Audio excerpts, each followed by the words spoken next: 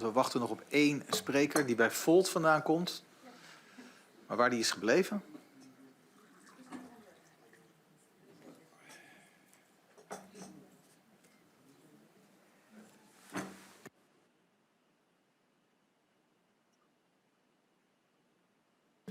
Mr. Moshaver, dan doe ik het alvast even in het Nederlands tegen u. Als u straks klaar bent met uw bijdrage, wilt u dan uw geluid uitzetten? Dan kan daarna de rest de bijdrage geven. Oké.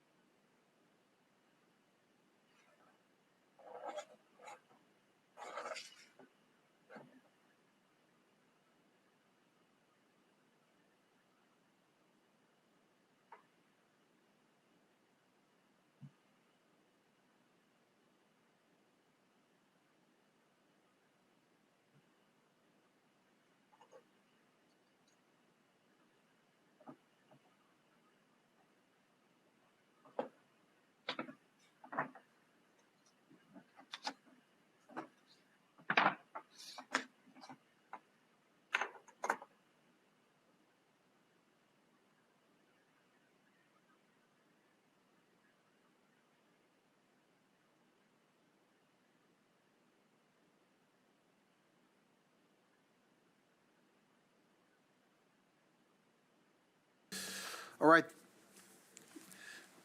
Thank you all for coming. The second part of this roundtable is in English. I would now like to start with the second block. I would welcome our guests. Mr. Moshaver, he's here digital and online. He's going to put his first comments as first. He's an Iranian-Dutch medical researcher and Iran expert. We have Ms. Heshmatikhah, Iranian human rights activist. Ms. Ghorashi, Iranian-Dutch professor diversity and integration at the VU University. And we are still waiting for Mr. Sajjad Safaei, postdoc fellow at the Germany's Max Planck Institute for Social Anthropology. He will be here shortly in 5 minutes, but we're not going to wait for him again. So I propose to give each one of you 5 minutes to make a short introductory remarks, starting with Mr. Moshaver. After you finished your introduction remarks, Mr. Moshaver, please put down your voice. And he's here today with video connection. After your remarks, I will open the floor for members of parliament to ask questions. And, well, we then have a discussion between the parliament and the members with introduction. So, Mr. Moshaver, can I ask you to go first for your 5 minutes? Please take the floor.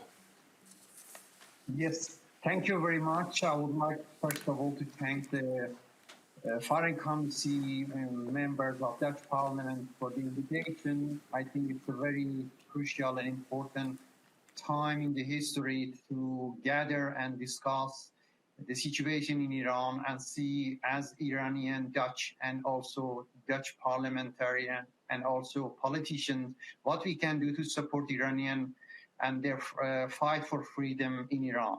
So the first part of your session, which I have followed, was clear. The message, what is coming from Iran, is very clear. They need our support. I think it's very important also to act with concrete actions. So they are expecting from us to be their voice and also support them in different way, not only with words, but also with concrete actions. I would like just to emphasize three points, which I think very important is if you are talking about concrete actions.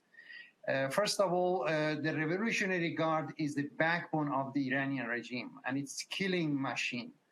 Therefore, take initiative to submit proposal to the European Council to place the Revolutionary Guard on the list of terrorist organizations and to attach all consequences to the members of the Revolutionary Guard and also their families and the regime. As you know, the Ayatollah Khamenei is the chief and the head of Revolutionary Guard. So any sanction against Revolutionary Guard and putting them on the terrorist list will have consequences for Iranian regime because their money, their capital outside of the Iran should be frozen as a consequence of that. So that the impact of that I would like to emphasize that's very, very big.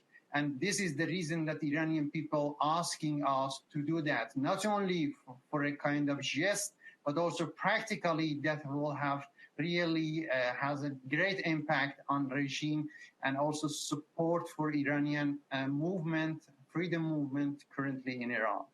The second subject which I would like also emphasize is that the network of Iranian regime in Europe, that must be tackled. The regime uses this network to circumvent sanctions and eliminate the dissident. This network finances the regime through the sale of Iranian oil, partially due to the purchase of weapons and also repression technology and espionage in the West. Via this network, the regime is able to remain in power. So, and can spread its terror not only inside the Iran, but also outside Iran, treating the dissident and other Iranians who are actively objecting their policy. Quickly map out which illicit money flows from our country to the Iranian regime and to the Revolutionary Guard, for example, via certain companies and banks. To this end, also make concrete proposals within the EU, because any action should be via EU. And I realize completely that the Dutch government and Dutch politicians cannot do only as a single country. So that's very important to be coordinated, also convincing other members of the European Union.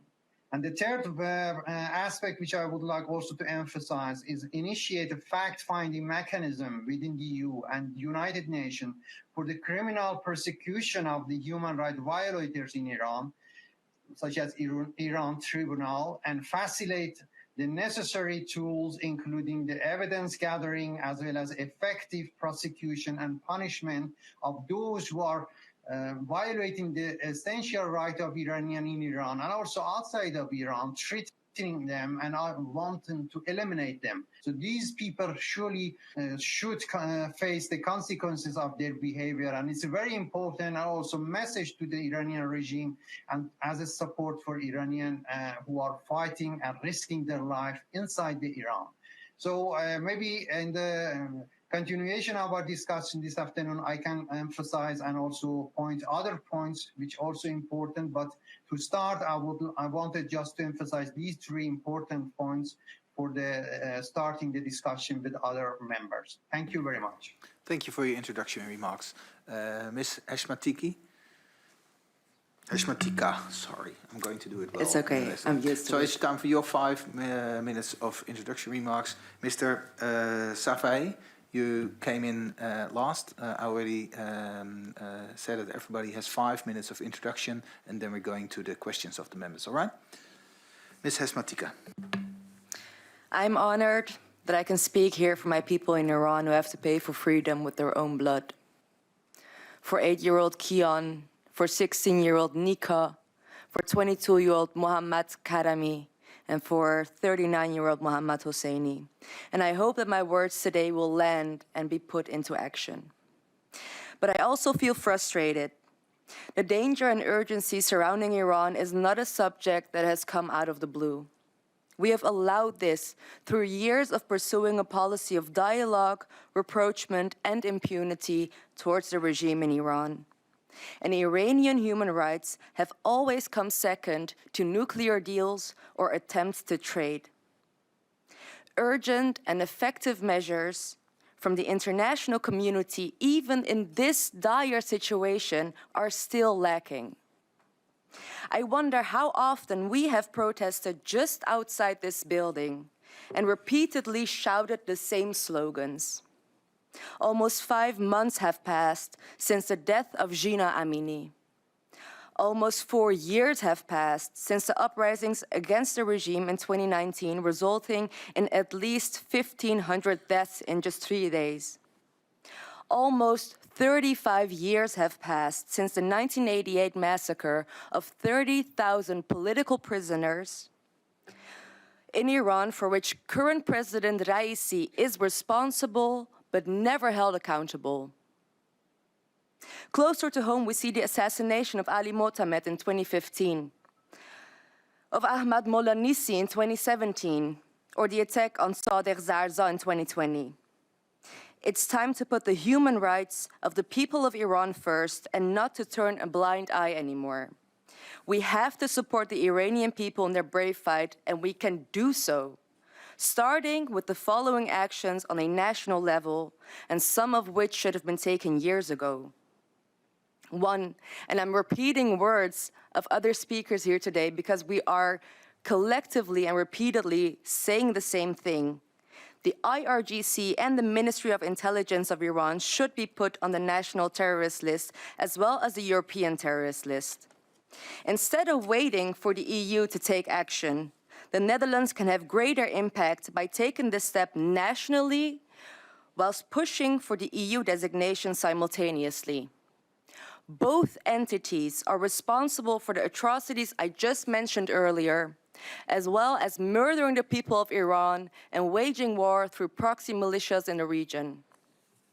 2, close the Iranian embassy as soon as possible, because time and time again, we have seen that the embassies of Iran are merely headquarters for the Iranian regime to intimidate, threaten, or kill opponents and activists.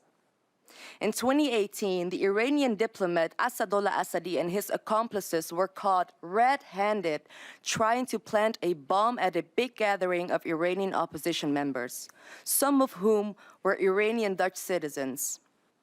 The investigation discovered a list of 289 names of individuals and companies in Europe that are on the regime's payroll.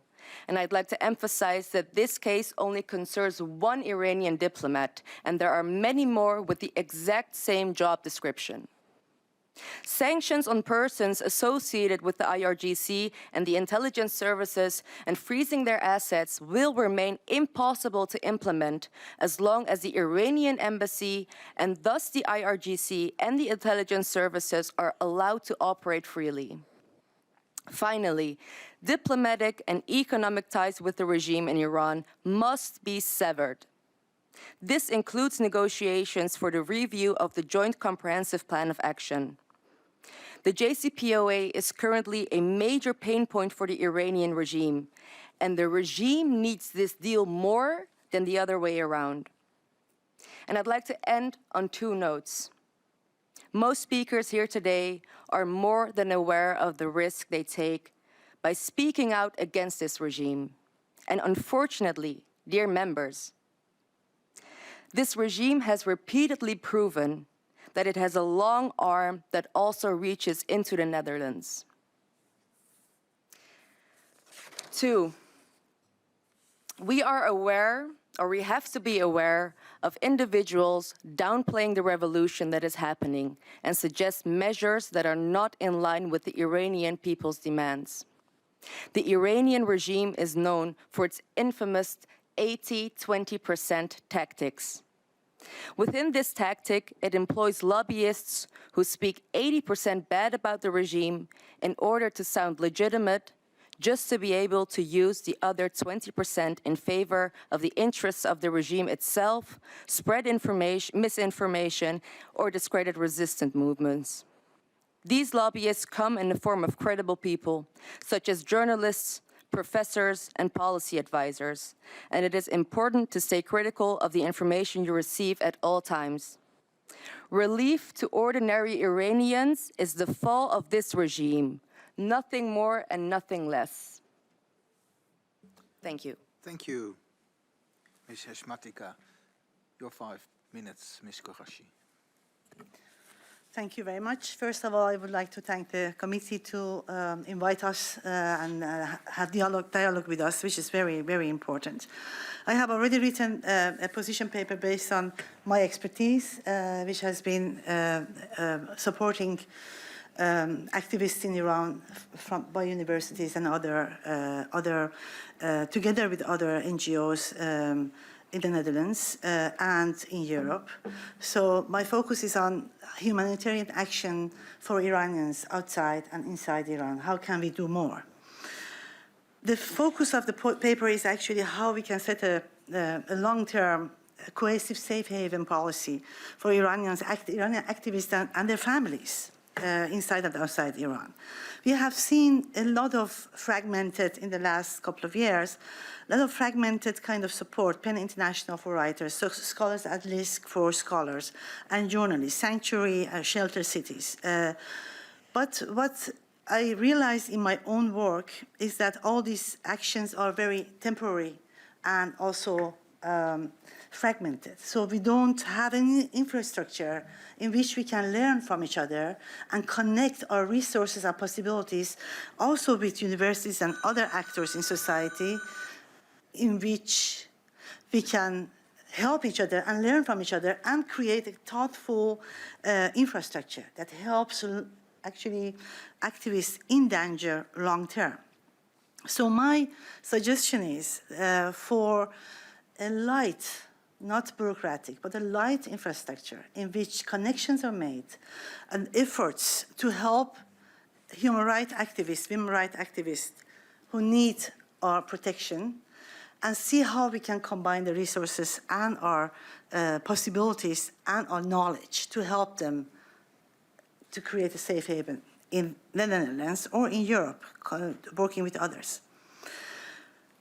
It is essential in that infrastructure also to think about creative legal support.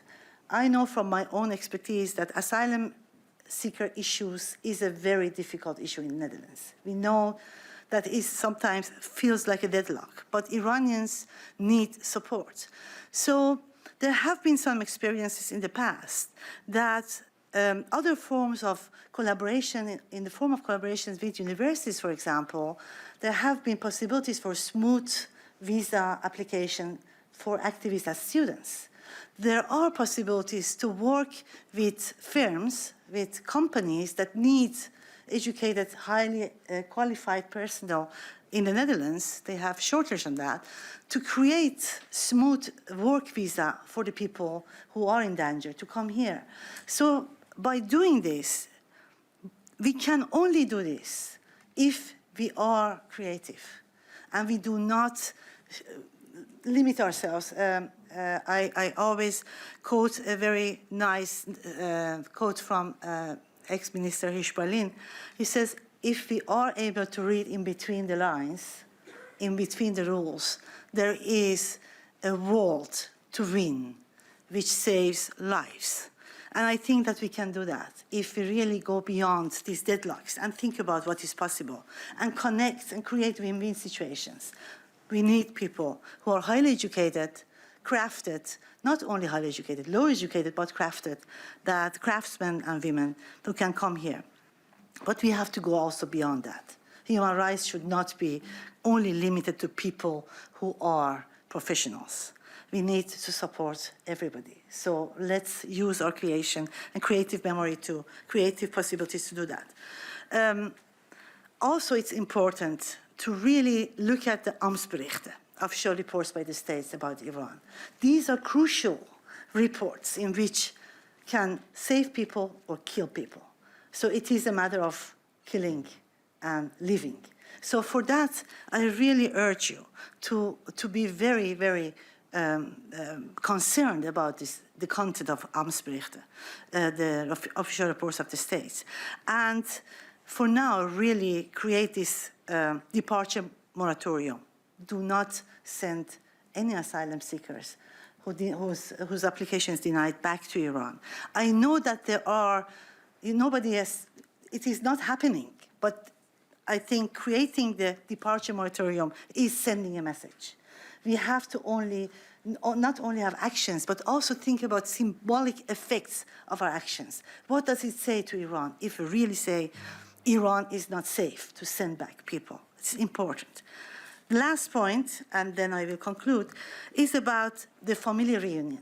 I wrote in the position paper one case, which I know. I didn't mention the name because the person is in danger. Somebody who is recognized as an activist in danger in the Netherlands got an asylum status, but the daughter didn't get it because the idea is, the criterion is dependency. If you cannot show dependency, if you are adult, child of a person, you cannot get asylum. And in that procedure, there is no way, there is no inclusion of intimidation and risk of people. So how can it be that we think about family reunion of endangered people without taking into consideration that their children can be at risk? We have to broaden that kind of criterion to be able to provide safety to people. So what I'm asking you, please, you have a lot of power as parliamentarians in this country. Please use that and ask questions to Ministry of Foreign Affairs and Ministry of Justice around humanitarian actions for Iranians inside, outside Iran. Thank you very much. Thank you. Thank you for your first comments. Mr. Safaei, your 5 minutes will start now. Hi, everyone. Thanks for having me. I hope I can do my part to bring some level of analytical clarity to the debate. There are two very popular notions now on the situation in Iran. One is, we already have a revolution, or we're on the verge of a revolution within a day, a week, or months. Now, of course, that has very real implications in terms of how to approach Iran, because once you accept the notion that the regime is minutes or days or weeks away, then the natural conclusion is, well, why talk to them? Because you can talk to the next one. The other popular opinion is that it is morally questionable to speak to a state that is engaged in such a brutal human rights record. It has such a poor human rights record and is brutally suppressing the democratic and freedom-loving aspirations of its people.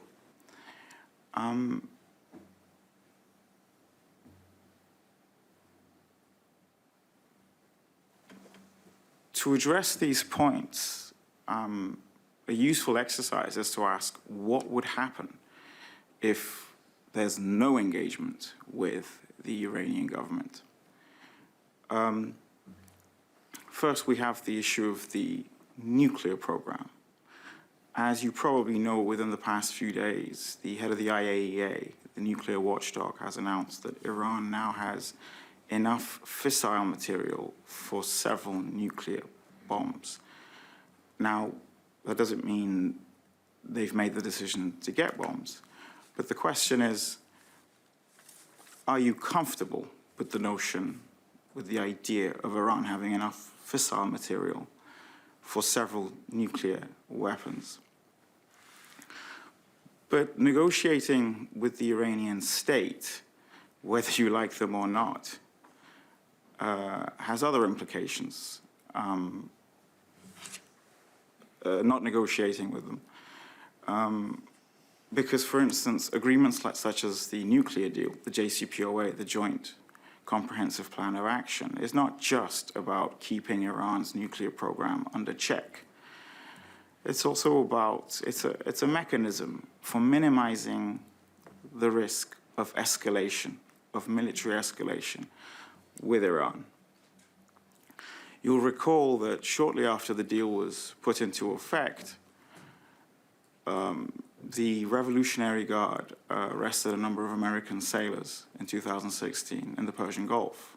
Now that issue, the tensions between Iran and the United States and the West as a whole were so diffused that that issue was resolved over a phone call between the Iranian and American chief diplomats at the time, and they were released. You've probably heard of the strikes, for instance, in recent days within Iranian territory, which presumably they've been attributed to the Israelis, for instance. Or you will recall what happened not long after Trump withdrew from the nuclear deal in 2018. Within 2 years, with less than 2 years, we were on the verge of a war in January 2020 in the absence of a deal. So the deal isn't just about putting Iran's nuclear facilities in check. Bear in mind, since June, when the Iranians shut down the cameras, we don't know what's happening in many of the facilities. We used to be able to know, now we don't. So when you call for no diplomacy with Iran, you need to ask yourself, are you comfortable with that? But of course, there's the third consequence of isolation and sanction and no talking to Iran. Sanctions have two impacts on Iranian civil society and the state. A, they empower the very bodies that are charged with repressing the Iranian people.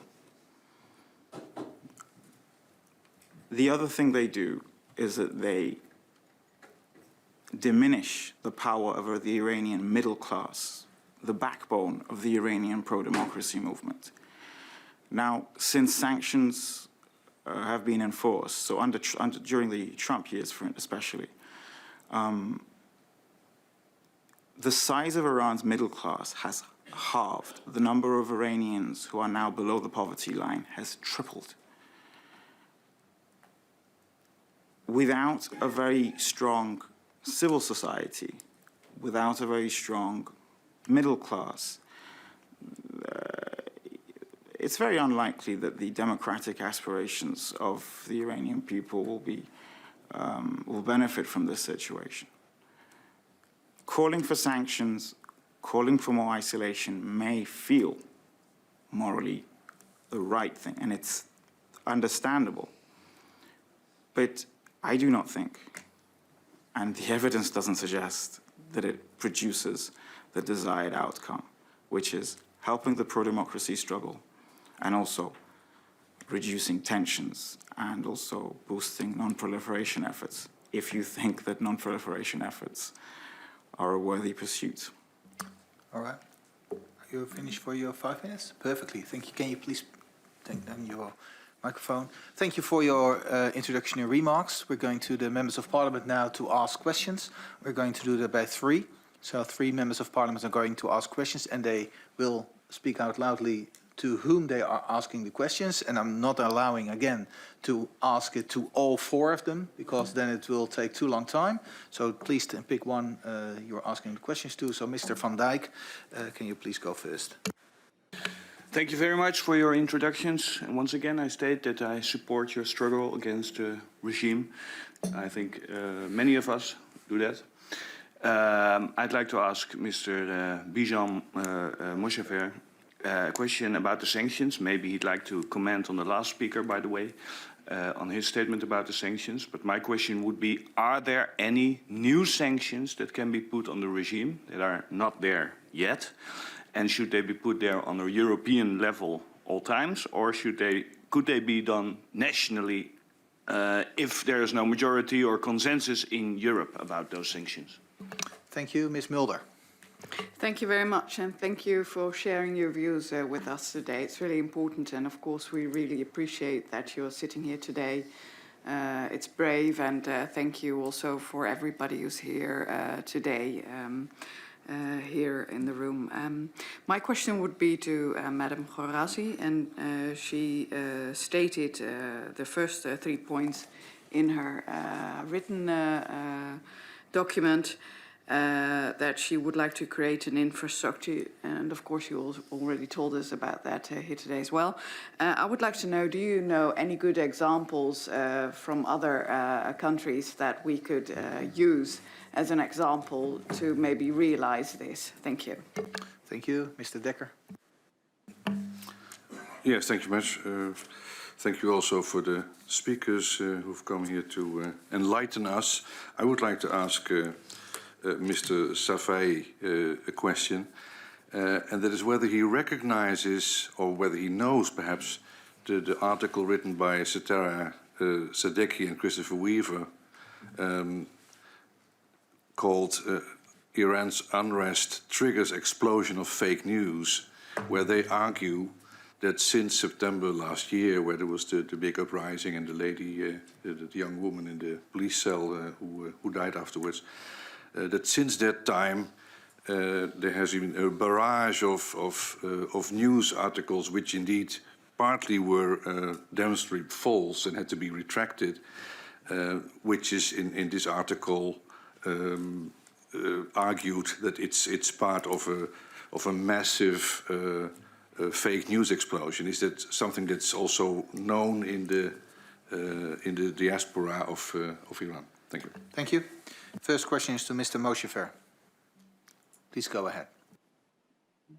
Yes, thank you, Mr. van Dijk, for asking the question. I would like to comment on what Mr. Safaei just mentioned regarding sanction and also nuclear deals and inspecting the Iranian facilities. Actually, I disagree completely with his comments, because the current movement in Iran is just not a movement of middle class. We see all different classes are involved. This is a big difference with the Green Revolution period in 2009, which we saw only the majority were middle class. So even now, more poor people are were at the street and were killed by this regime in different very poor provinces, such as Sistan, Balochistan, and Kurdistan. So these are not middle class, which Mr. Safaei are referring to. From other side, we have seen in the past years that the Iranian regime has misused and abused actually the nuclear issue to put pressure on the Western country and to get the majority what he wants in for let's say exchanging of giving them to inspect. And we have seen that they have many times just passed the line, the red line, and they have produced much more uranium enrichment, which was necessary for a just civil use in Iran. Iran is a very rich country in oil and gas, as we know, and the question is, why should the Iranian regime invest so much money in creating enriched uranium for producing energy? So I think the time is now past to go back and again discuss this kind of issue. As we know, the Revolutionary Guard controlling the majority of import and export to Iran. So when we are talking about putting Revolutionary Guard on the terrorist list, it means that we want to hit this organization which controlling the economy in Iran, and also suppressing the Iranian people inside the Iran and outside the Iran to create a space for Iranian people to be able to continue with their activities. We don't want to sanction Iranian people, but we are just sanctioning the killing machines of these regimes. And we know that they are active not only in Iran, but also in the Western country, especially in Europe. And they are selling just via black market the oil of Iran and also purchasing weapons, weapons are not necessary for Iranian regime. Espionage software installing on the mobile phone of activists in Iran and capturing and arresting them and killing them is not really a necessary deal for Iranian regime to continue that. So when we are talking about very concrete sanctions, we are talking about this kind of measures which hits the Revolutionary Guard, not the Iranian people. And honestly, frankly, as the economy of Iran is in the hand of Revolutionary Guard, you cannot change the situation without hitting this organization and putting them on the terrorist list to freeze their money and facilities and capacity which they have and possess in Iran and also outside of Iran. So this is a very important fact that Mr. Safaei should acknowledge and understand. Going back to 5-10 years ago and starting the same negotiation and same arguments to keep that on the table and discussing with Iranian regime wouldn't help the great movement of Iranian people for freedom and democracy right now in Iran. Thank you. Thank you. Ms. Ghorashi. No.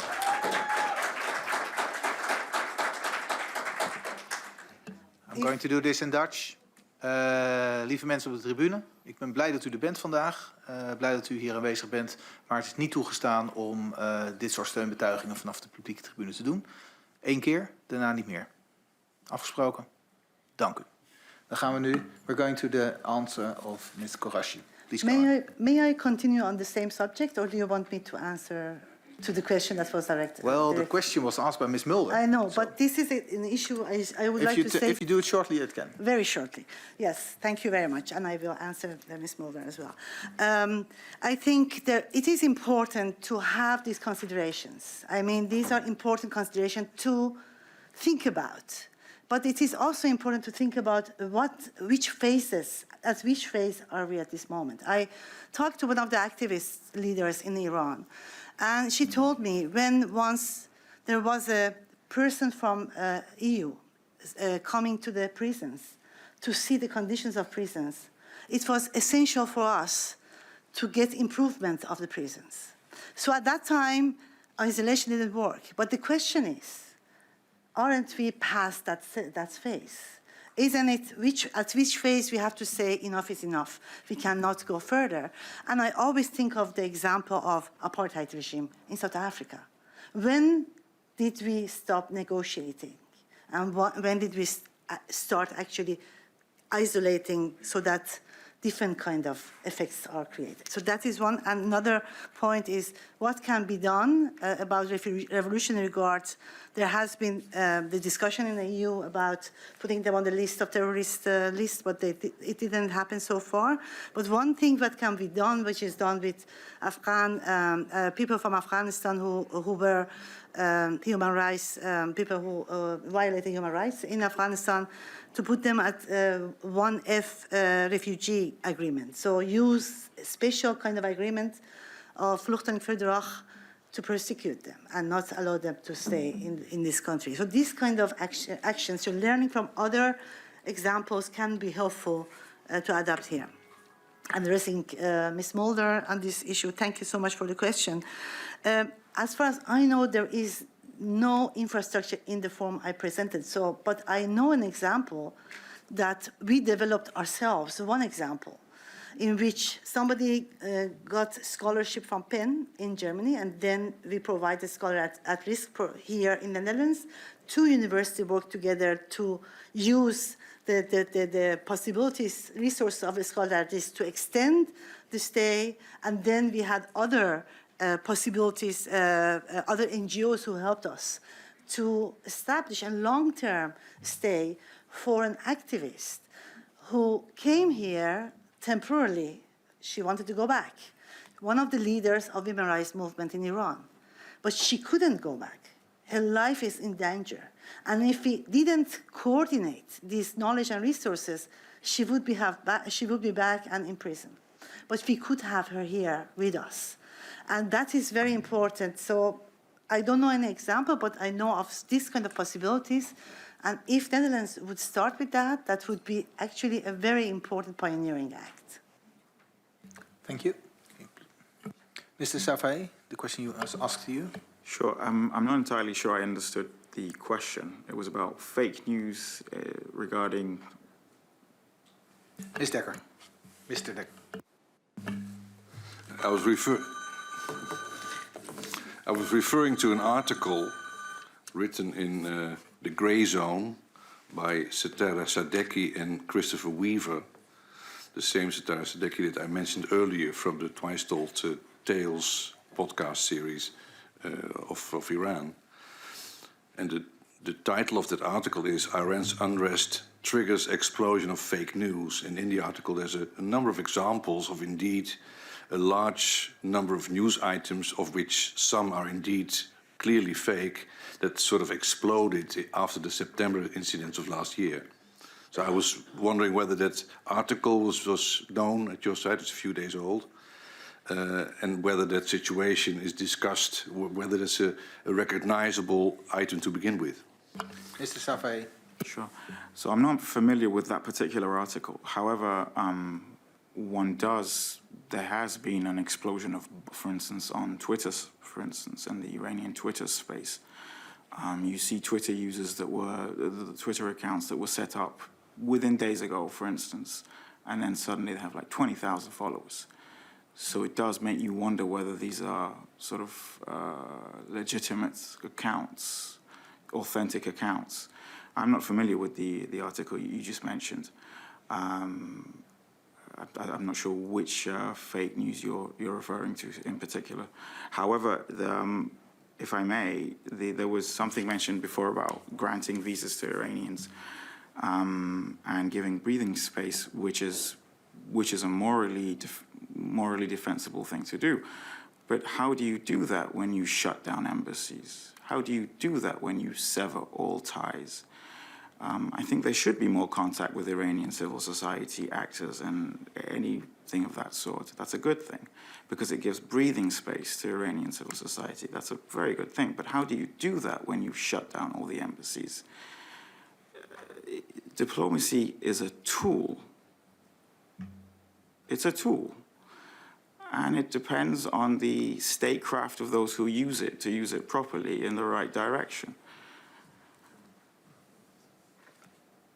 You may not like, someone said something about the negotiations that were conducted and they didn't work out. Well, yes, they didn't, because Donald Trump withdrew from a deal that was working. You may not like the Iranian state, and indeed it has a very, very abhorrent human rights record. But on the issue of the nuclear deal, the deal was working. Every single IAEA inspection, these are the most intrusive inspection regime. This is the most intrusive inspection regime ever enforced on any country. On that issue, everyone could take a sigh of relief that A, we know what's happening in the nuclear facilities, and B, we're de-escalating, not escalating. Now, we have a war happening on European soil, not far from here, actually.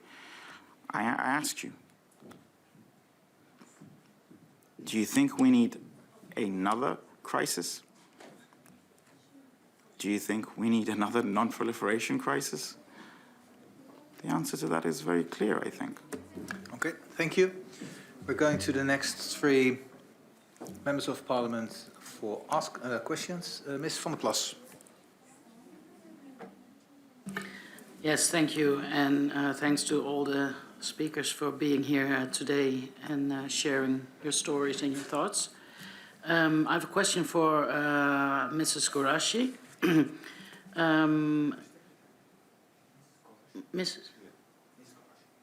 Miss? I'm sorry, Ms. Ghorashi. You said in your presentation to be careful with the ambtsberichten.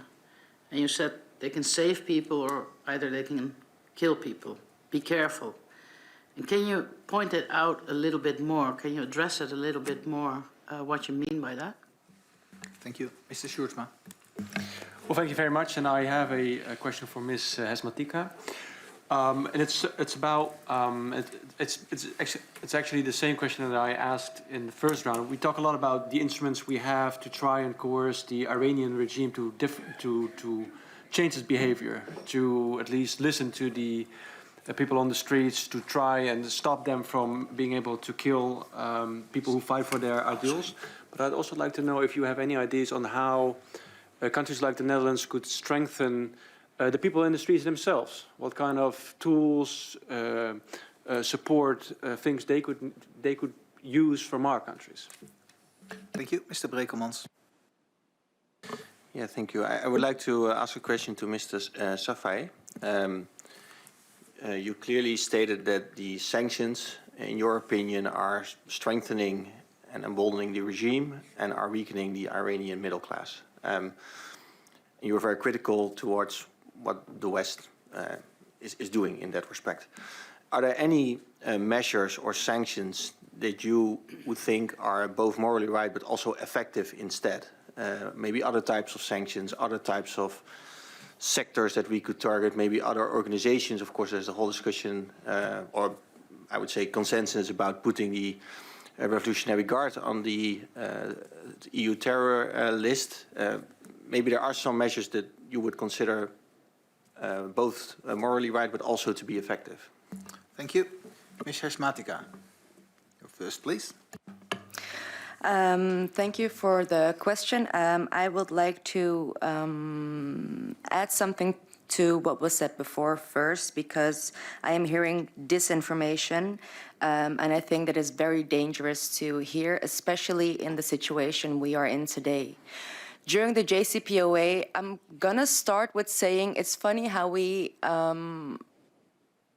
keep forgetting that the JCPOA was only active for 2 years, and that before that there were lots of UN resolutions regarding the nuclear program, and I am convinced that those resolutions should be put back in place.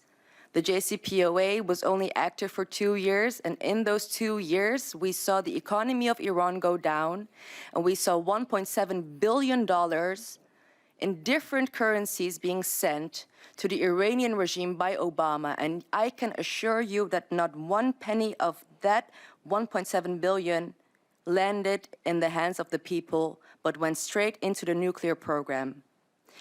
Lifting sanctions with this regime will only put more money into this nuclear program. So if you want to stop the nuclear program, put more sanctions on it, and cut the economic ties with the Iranian regime. And we also keep talking about the poor Iranian people who are suffering under the consequences. But at the same time, we keep forgetting for some reason that Iran is financing proxy militias in Yemen, in Lebanon, in Iraq, and in Syria. That money could be used for the people, but the regime chooses not to. So I cannot, I draw a line where I hear some apologies for the Iranian regime, because that is inhumane and that is unacceptable. Iran is also lending out money, millions of dollars, to these countries who have these proxy militia groups, these terror groups. The suffering of the Iranian people is by the hands of the regime and not by the sanctions that we put on them. And the sanctions we put on the regime is to ask the regime to behave. The nuclear program started in 2006, not in 2016 or when Trump got out of the deal. And I would like to add to this as well, that we have seen that after Trump left the Iran deal, Iranian officials went on state national TV of Iran and said that they fooled America and said that they sent America to other secret sites and not the sites that they were actually working on to develop the nuclear weapons. When it comes to your question, sorry, thank you for the time. What kind of tools can we use to help the people of Iran?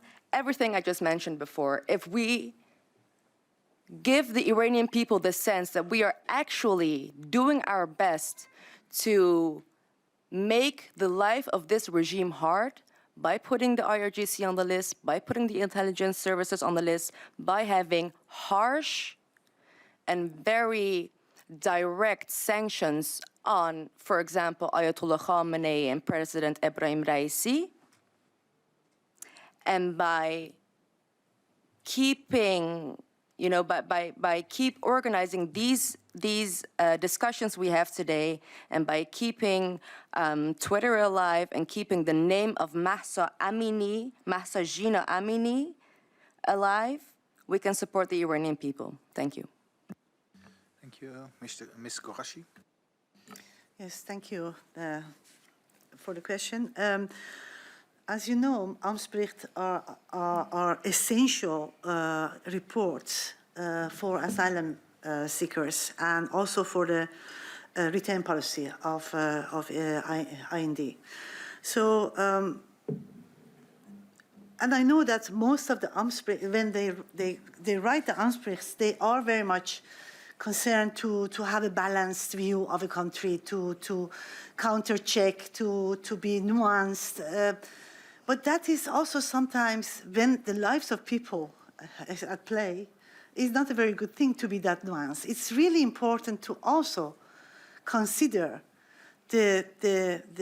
some of the really sites that are trustworthy, human rights sites, that are very trustworthy about the situation in Iran, and not only based, the Amtsbericht based on I am a scholar, but still, I think we have to go beyond the scholarly reports and see also what's happening, what human rights are talking about. And that is, we know already that Iran is a very dangerous state. It has been for several years, but Amtsberichts do not reflect that. We need to have a good reflection of the situation so that we can save lives. Thank you, Mr. Safaei, for your question. Answer.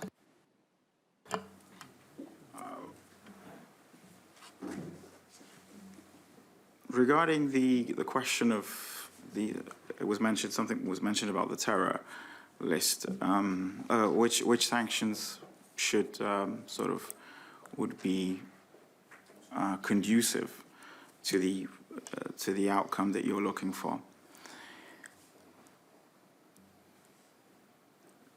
The Islamic Republic has been sanctioned and sanctioned. I mean, there's very little that you can sanction that hasn't been sanctioned.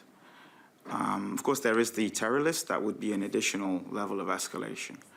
But there's very little that can be done that can have a meaningful impact. You'll just be punishing and punishing and punishing. I mean, that's not going to change much. What can be explored, and it was explored until, of course, the Trump years, was a path of diplomacy. And the statistics show, and I'm not denying here the role of corruption and mismanagement of national resources in the economic predicaments of the Iranian people. Of course, that's important too. But the sanctions just exacerbate it on a really significant level. The real question is, as you apply sanctions, the real question is, are the costs really worth it? So let's just say they are put on the terror list. Once they retaliate by putting the UK Navy on the terror list, and UK patrol boats and ships in the Persian Gulf are then suddenly treated as terrorist groups by the Revolutionary Guard. It's very nice to come up with nice slogans about sanctioning, but these have consequences. We've been there. We weren't far from war in January 2020. I recall vividly the events of those days. That would be my response.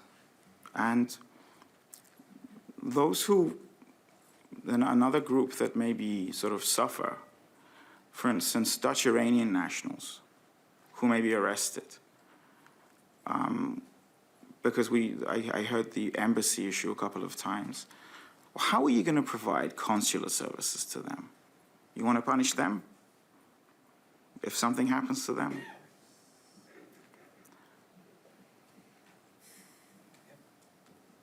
Is that your answer? Thank you. We're going to Ms. Piri for your question, please. Yes, thank you very much. I would have a question when it comes to, and I'm sorry, from here I cannot read the names, and I'm really bad at Iranian names, but the lady in the middle, thank you. I would have a question. Once I spoke with a journalist from the Middle East, where he said, we want to stay in our country to do, for instance, the reporting or the human rights, what we can do. And the way you can help us best is by providing us just a visa in our passport, not because we want to leave, but if we have no other option than ending up in prison or escaping the country, that we always know in the background that we are not in a prison, in a dictatorship, but we have the option to leave. Is this something that you think Western countries or even other countries who could explore or are exploring when it comes to, you know, the brave journalists, human rights organizations? Are there embassies who you think could help in this way? Thank you. Ms. Koekoek. Thank you.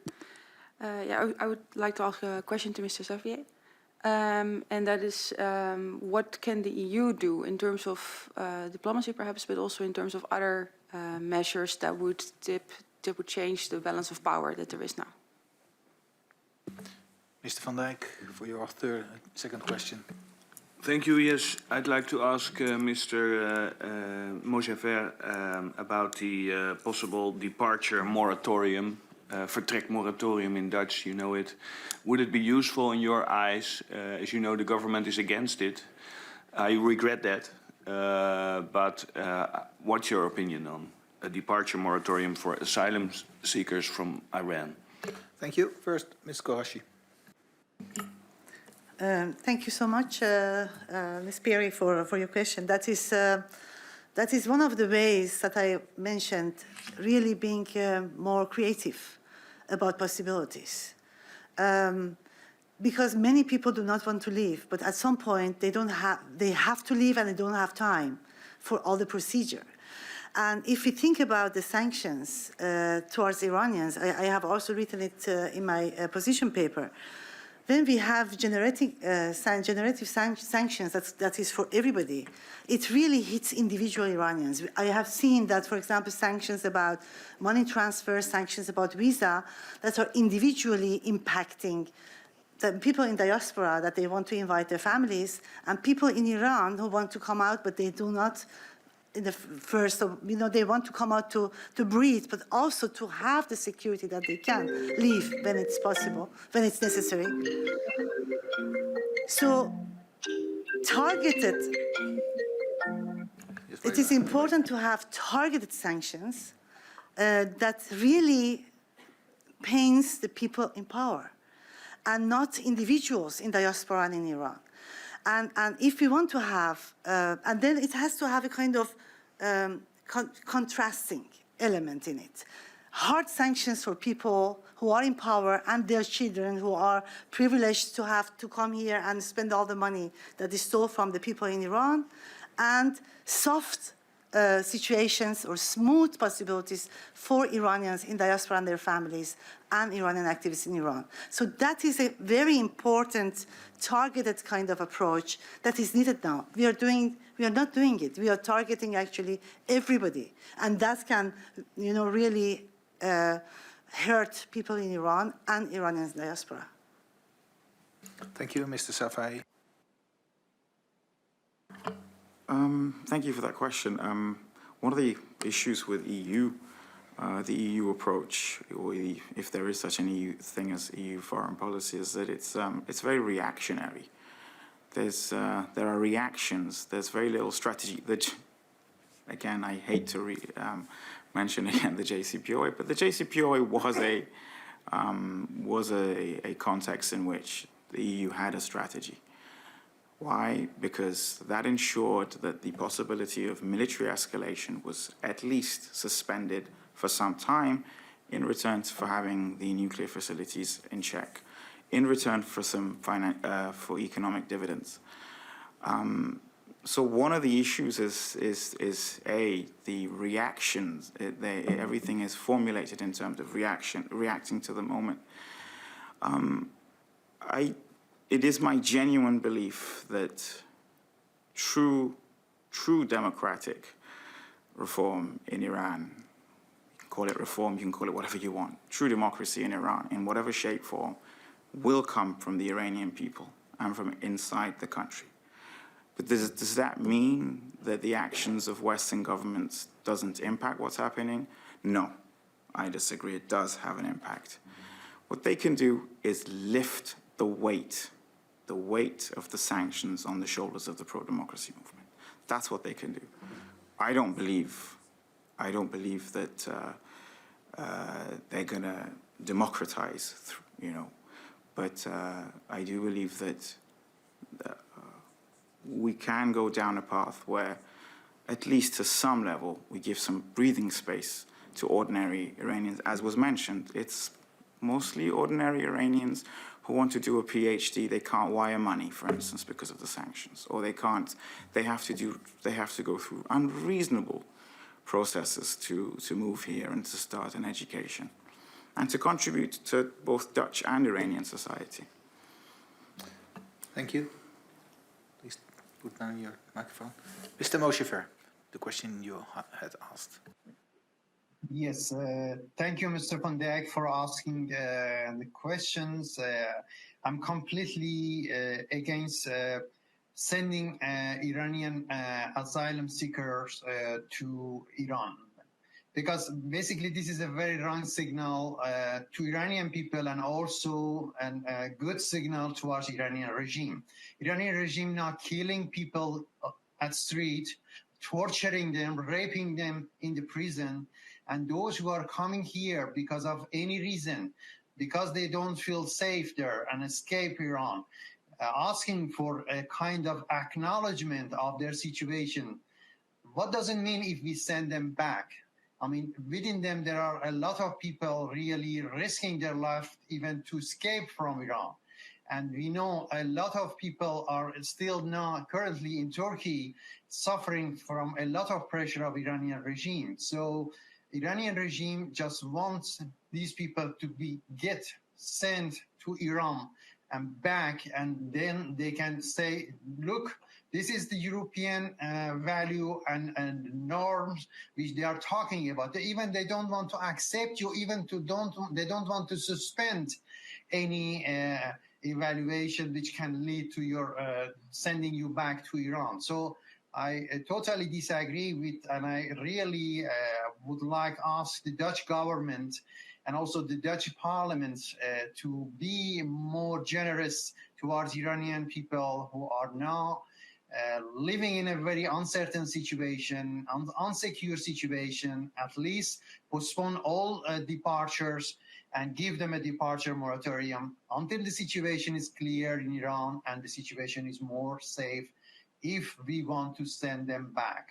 But believe me, there are a lot of people in danger, and we have seen in Iran just people for simple fact are getting killed or putting in jail. I just mentioned a very simple example. A couple just few days ago in Iran has been sentenced to 21 years jail because they were dancing at the Azadi plain square in Iran, in Tehran, because they were expressing themselves. This is really ridiculous, but this is the fact of current situation in Iran. When you just get 10.5 years each jail sentence for dancing at streets, so what are we talking? If they capture people we are going to send them back in Iran, is that not enough to sentence them to a life sentence if they are not going to kill them? I mean, this is real clear situation.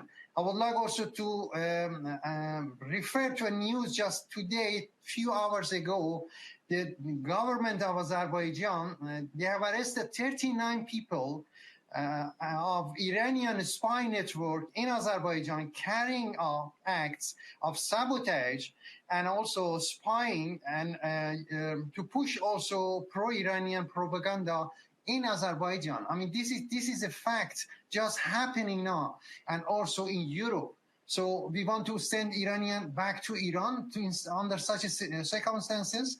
We want to give a green light to Revolutionary Guard to continue with their acts. Another news, this today reached me, which when I read it, French government has sized Iranian assault rifles, missiles heading to Houthi rebels in Yemen. So these are clear symptoms and signals how they are acting, not only suppressing Iranian people in Iran, but also expanding their terror and network, using that in the region, in Europe, to create fear and also suppress the dissident Iranian who are objecting and supporting their people in Iran and wants to help them and give them a voice. So please consider all these situation and conditions, and be aware of the consequences of sending back these people to Iran. Thank you. Thank you.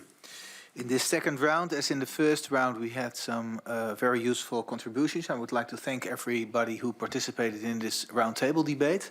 There's no more space and room for second round of questions, but thank you for all the contributions. It's going to help in preparation on the plenary debate we have. It's not planned yet. It's not scheduled yet. So thank you. Yep, Ruben. Just not to give the wrong impression, in every debate on foreign policy we talk about Iran. So it comes up on a very regular basis, but a separate full debate on Iran is still to be scheduled. But we talk about it all the time, of course, because it's such a serious situation. Thank you for this extra information, and you're absolutely right. So thank you for being here. Thank you for everybody on the tribune to be here, and I'm going to close this meeting. Thank you. Thank you very much.